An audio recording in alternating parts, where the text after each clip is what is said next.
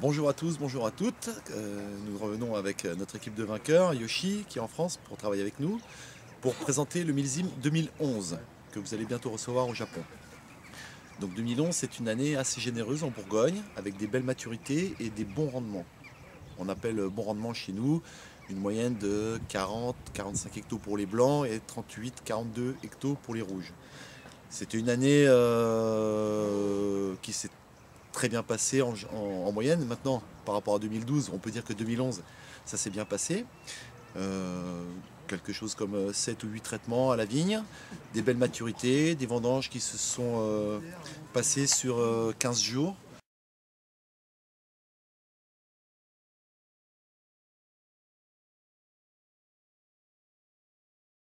Parce qu'on avait quand même des raisins qui n'étaient pas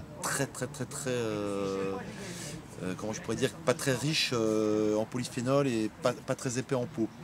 Donc on a préféré faire des macérations plutôt d'une vingtaine de jours au lieu de 40 jours comme d'habitude.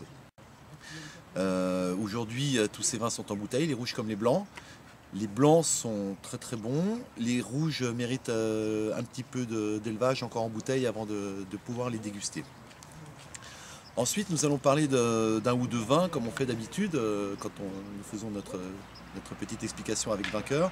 Donc on va parler de Saint-Romain Blanc 2011. C'est un vin que j'aime beaucoup, c'est très très mûr, c'est très frais. C'est un peu dans la lignée de 2010, mais avec un peu plus de fraîcheur, mais au niveau du fruit.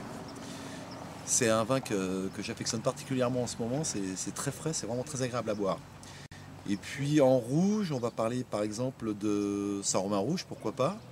Donc là, on va retrouver toujours le particularisme de Saint-Romain, donc des vins qui sentent déjà chassernay quand on met le nez dessus, parce qu'on commence à avoir l'habitude de goûter ça.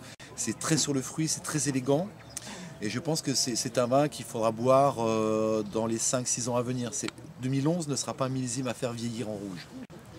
Pour la côte de nuit, vous goûterez Nuit Saint-Georges d'Amaude, que j'aime particulièrement.